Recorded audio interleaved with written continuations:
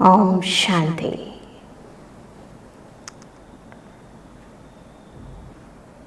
इस दुनिया में प्रत्येक मनुष्य आत्मा के पास अनेक प्रकार की शक्तियां हैं। जब आत्मा देह में प्रवेश करती है, कर्म करना शुरू करती है, तो करते करते उसे अपनी विभिन्न शक्तियों का बोध होने लगता है। बुद्धि की शक्ति, शारीरिक बल की भी शक्ति होती है। इस संसार के अंदर पंच तत्वों की भी शक्ति है। इंसान के पास भिन्न भिन्न प्रकार की उसके अंदर जो कलाएं होती हैं, वो भी उसकी एक शक्ति है। धन भी अपने आप में एक शक्ति है। जिस भी चीज को इंसान एकाग्रचित्त होकर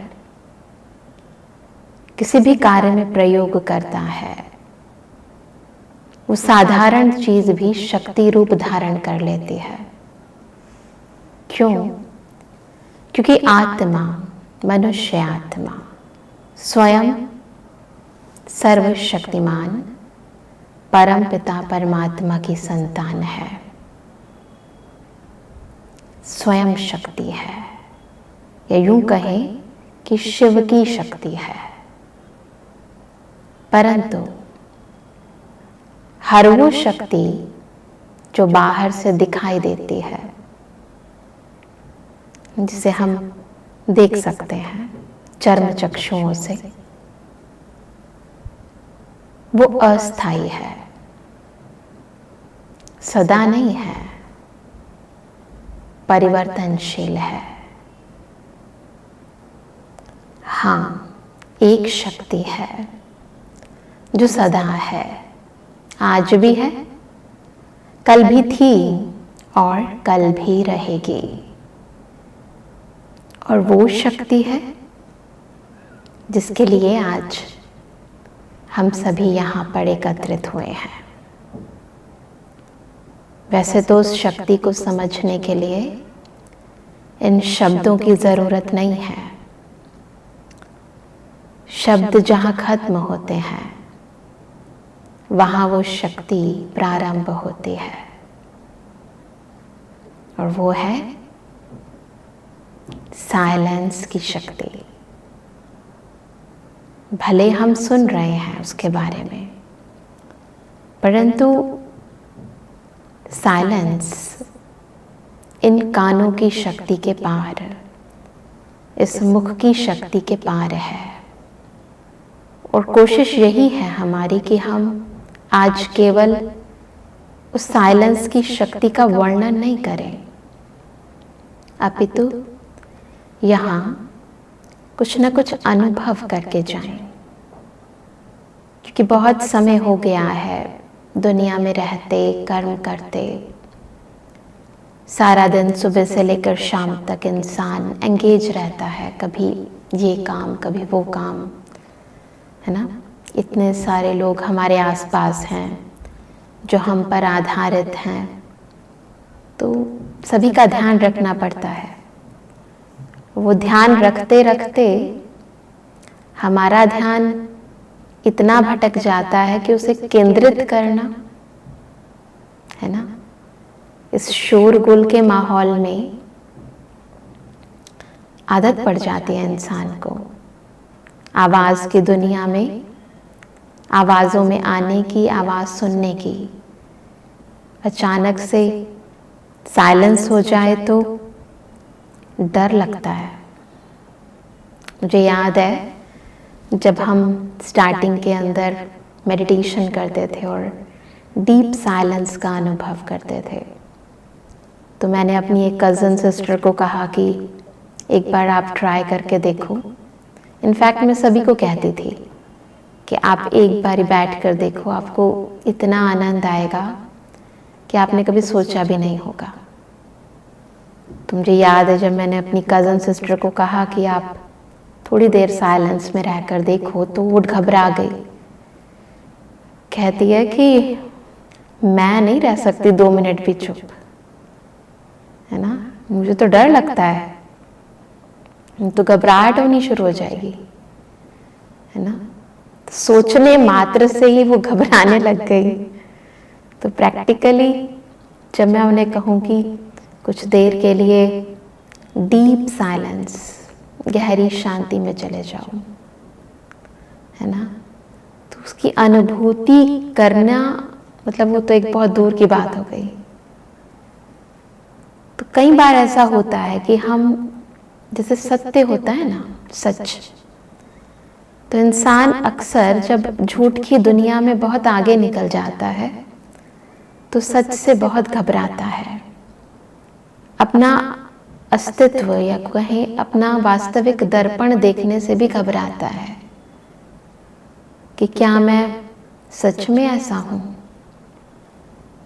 तो वैसे ही होता है जब हम शोरगुल की दुनिया में बहुत आगे निकल जाते हैं, बहुत आगे निकल जाते हैं, तो यदि कोई कहे कि अब आपको साइलेंस का अनुभव करना है, तो वो स्वीकार ही नहीं कर पाता मन। ऑल्दो प्रत्येक मनुष्य आत्मा अल्टीमेटली तो यही कहती है और चाहती है कि मेरे मन को शांति मिले। शांति की तलाश में अनेक ऋषि मुनि महात्माएं घर बार को छोड़कर जंगलों में चले गए। किस लिए? केवल शांति की तलाश में। यहाँ तक कि जब इंसान शरीर छोड़ देता है तो भी हम यही कहते हैं कि उस आत्मा को शांति दो, कहते हैं ना सभी। तो अल्टीमेट जो गोल है वो शांति का ही है, परंतु फिर भी उस शांति से इंसान वो चाहत होते हुए भी घबराता है ना। ऐसे मुझे याद है एक छोटी सी स्टोरी ना, आती रहती है, कई बार इंटरनेट पर भी पढ़ते हैं, कोई आकर सुना जाता है। तो कहीं पर हमने पढ़ी थी कि एक बार एक व्यक्ति, उसका मन बहुत अशांत रहता था, बहुत परेशान रहता था। तो हमेशा उसके मन में बहुत सारे प्रश्न उभर उभर कर आते थे, ऐसे प्रश्न जिसके उत्तर उसे खुद नहीं पता चलते थे। उसने कई लोगों से उन प्रश्नों के उत्तर जानने का प्रयास किया, परंतु सेटिस्फैक्ट्री आंसर जिसे कहते हैं ना, मन तृप्त हो जाए, वो नहीं मिल पाया। तो एक बार वो महात्मा बुद्ध जी के पास गए और उन्होंने, उस भाई ने महात्मा जी से पूछा कि मैं आपसे कुछ प्रश्न पूछना चाहता हूँ और उम्मीद है कि आप हमें उन प्रश्नों के उत्तर देंगे, क्योंकि मेरा मन बहुत डिस्टर्ब रहता है और अब तक उन प्रश्नों के उत्तर कोई दे नहीं पाया है। तो महात्मा जी ने कहा कि देखो, मैं तुम्हें तुम्हारे सब प्रश्नों के उत्तर दूंगा, तुम बस 1 महीना शांति में यहाँ बैठो। तो पहली बार तो उन्होंने कहा कि ऐसे कैसे? तो उन्होंने कहा कि हाँ, अगर आपको सभी प्रश्नों के उत्तर चाहिए तो आपको मेरी ये शर्त माननी पड़ेगी, और 1 महीने के बाद मैं स्वयं यहाँ आऊँगा और आपके सब प्रश्नों के उत्तर दूंगा। हाँ, अगर आपका कोई प्रश्न हो ही ना तो मैं उत्तर कैसे दूंगा? तो भाई कहने लगा कि ये कैसे संभव है, क्योंकि मेरे मन में तो बहुत सारे प्रश्न हैं और इन प्रश्नों के उत्तर जानने के लिए मैं जो बन सकता है वो ज़रूर करूँगा। उनकी ये बातें एक पास खड़ा व्यक्ति भी सुन रहा था, जो कि आश्रम में ही था, और वो मुस्कुराने लगा। तो उस व्यक्ति ने पूछा कि आप ऐसे मुस्कुरा क्यों रहे हैं? तो उसने कहा कि कुछ समय पहले मेरी अवस्था भी बिल्कुल आप जैसी थी, और जब तक मेरा समय पूरा हुआ मेरे सारे प्रश्न अपने आप ही शांत हो गए, मुझे सबका उत्तर मिल गया। तो व्यक्ति सोचने लगा और फिर उसने डिसाइड किया कि हाँ, मैं 1 महीना यहाँ पर बैठकर एकदम मौन शांत चित्त स्थिति में ज़रूर अभ्यास करूँगा और अपने प्रश्नों के उत्तर जानकर ही जाऊँगा। वो एक महीना मौन में रहा। शुरू के कुछ दिन उसे परेशानी हुई, क्योंकि अचानक से चुप रह जाना इतना भी आसान तो नहीं है। मन में बहुत सारी बातें है ना, जैसे वेव्स चलती है ना समुद्र के अंदर, ऐसे उठने लगी बहुत सारी बातें, इधर की उधर की, ये बातें वो बातें। तो धीरे धीरे उसका मन आसपास के वातावरण की ओर जाने लगा। चिड़ियों की आवाज़, आसपास चलती हुई ठंडी हवा उसके मन को आकर्षित करने लगी, और धीरे धीरे वो हर चीज़ को बहुत ही ध्यानपूर्वक ऑब्जर्व करने लगा।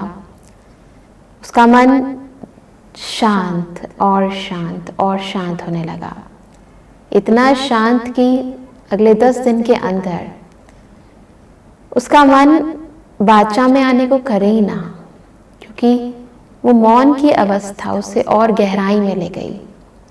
क्योंकि जब आप बाहर से चुप होते हो, यानी बाह्य मुक्ता से अलग हो जाते हो, तो आप अंतर मुक्ता, बाहर से कट हो गए तो आप अंदर जाते हो। जैसे कोरोना पीरियड में क्या हुआ, बाहर से कट हो गए तो इंसान को अपने बारे में सोचने समझने, है ना, कई लोग तो डिस्टर्ब हुए, परंतु बहुत सारे लोग, उनके बहुत अच्छे अच्छे अनुभव भी हैं इस पीरियड के, कि उन्होंने स्वयं को समझा, अपने बारे में, देह के बारे में भी और आत्मा के बारे में भी, शांति के महत्व के बारे में भी, अपनी कई वीकनेसेस, अपनी कई स्ट्रेंथ को समझा। कई आत्माओं में कुछ स्पेशल कैपेबिलिटीज, क्वालिटीज इमर्ज होकर आई। तो कब होता है, जब इंसान बाहर से कुछ समय के लिए कट ऑफ हो जाता है और फिर वो अंदर देखता है, इंट्रोस्पेक्शन करता है। तो जब इंसान इंट्रोवर्ट हो जाता है, अंदर को देखता है, तो अंदर छिपी हुई एक तरफ से कमजोरियां भी हैं, तो दूसरी तरफ अंदर बहुत ही गहरे आत्मा में गुण हैं, शक्तियां हैं, उनके बारे में और ज्यादा गहराई से जाता है और उन्हें इमर्ज करता है। और अंतर की जो दुनिया है वो इतनी खूबसूरत है, जो आत्मा को संपूर्ण तृप्ति प्रदान करती है और स्वयं को समझने का एक अवसर प्रदान करती है कि मैं कैसे, किस प्रकार से, किस विधि से सोचता हूं, है ना। और जब इंसान स्वयं को समझता है ना, अपने अंदर चल रही बातों को समझता है, तो संपूर्ण संसार को समझने लगता है ना। तो जब हम खुद को समझते हैं तो पहले खुदा को समझते हैं और फिर खुदा की बनाई हुई इस दुनिया को भी समझने लगते हैं। और हमारे सब प्रश्नों के उत्तर, जिसके लिए हम बाहर भटक रहे थे, वो स्वतः ही हमें खुद से मिल जाते हैं। तो ये प्रोसेस केवल कहने से नहीं होता, परंतु ये करने से होता है। और इस प्रोसेस से इतनी ज्यादा प्राप्तियां हैं जिसकी हम अगर महिमा करने लगे तो बेअंत है। तो वही हुआ उस व्यक्ति के साथ कि 1 महीने के बाद जब वो महात्मा बुद्ध जी से मिला तो उसके सब प्रश्न शांत हो चुके थे। उसे अपने सब प्रश्नों का उत्तर खुद से ही मिल चुका था। तो हमें भी बहुत ज़रूरी है कि कुछ पलों के लिए अपनी लाइफ के अंदर बहुतों से बहुत सारी बातें करते हैं, खुद से भी बातें करें, अपने भीतर जाएं। चलो अभी थोड़ी देर के लिए हम इस प्रैक्टिस को करते हैं। करेंगे? सब करेंगे ना? क्योंकि आई है इस शांति की शक्ति को न केवल समझने अपितु अनुभव भी करने। तो कुछ देर के लिए आसपास चलती आवाजों से मन को डिटैच कर लें। दुनिया में बढ़ती हलचलों से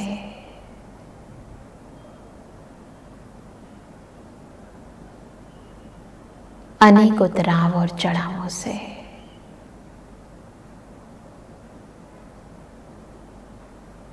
विभिन्न परिस्थितियों से,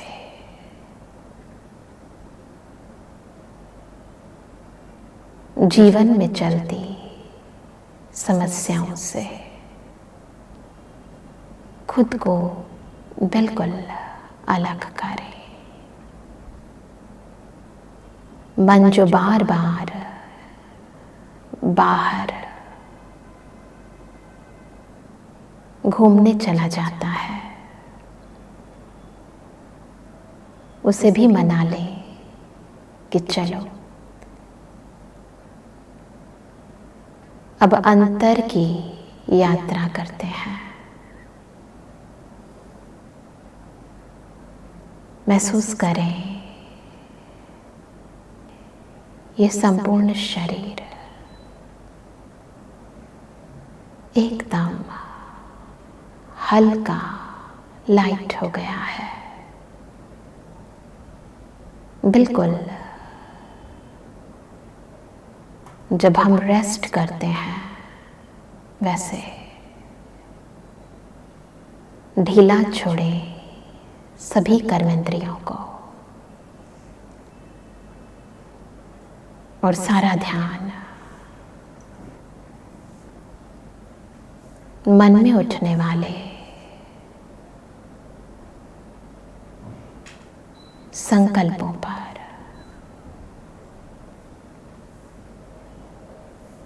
सब संकल्पों को कह दें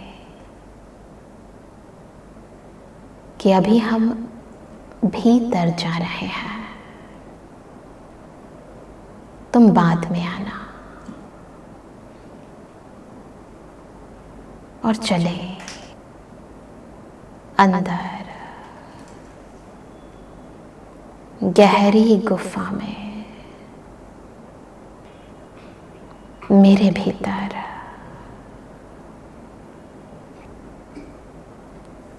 बहुत भीतर चले, जैसे एक गुफा के अंदर जा रहे हैं।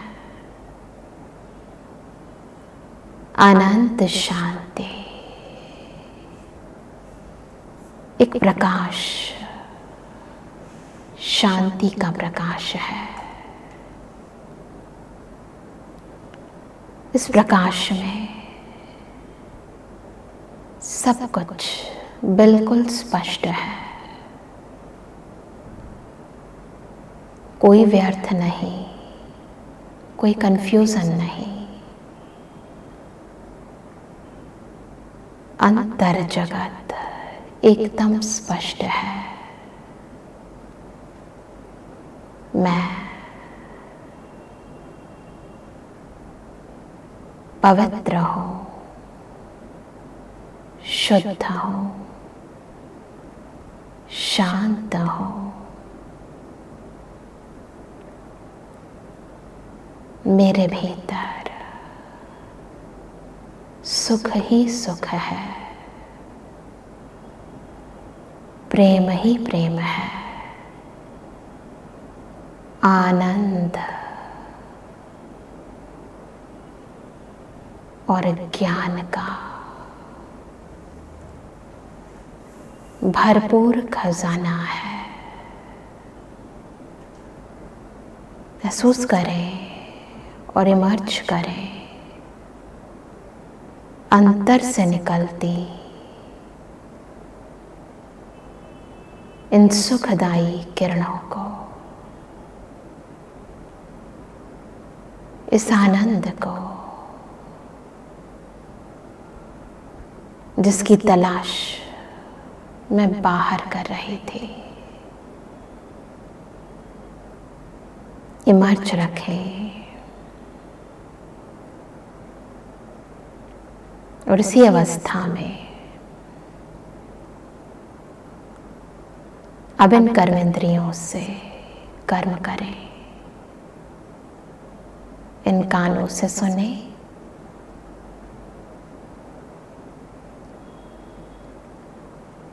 और अपनी समस्त कर्मेंद्रियों को कर्म क्षेत्र के लिए तैयार करें। तो जब हम भीतर जाते हैं, हो सकता है कि बहुतों को ये दिव्य गुणों की अनुभूति ना भी होती हो, परंतु यदि आप इमर्ज करेंगे, स्टार्टिंग में हर चीज़ में डिफ़िकल्टी होती है, परंतु यदि आप स्टार्ट करेंगे कि इमर्ज हो रहे हैं, क्योंकि ये हमारे नेचर है। हो सकता है कि दुनियावी बातों के पीछे बहुत सारी परतों के नीचे दबे हुए हों, लेकिन है, क्योंकि आप सबको ये सब चीज़ें प्रिय है ना। तो जो चीज़ें आपको प्रिय हैं, इसका मतलब वो कभी ना कभी आपके पास थी, आज नहीं है, परंतु कुछ ना कुछ अंश तो अभी भी आपके भीतर है, जो पुनः उसे प्राप्त करने के लिए आपके मन को चंचल बना देता है, और जिसके कारण ही मन भटकता है, और जिसके कारण ही हम ये कह देते हैं कि हम एकाग्र नहीं हो पाते, मन शांत नहीं हो पाता, है ना। तो शांति की शक्ति वास्तव में एक जादुई शक्ति है। जादुई शक्ति, जादुई शक्ति क्या करती है? परिवर्तन करती है।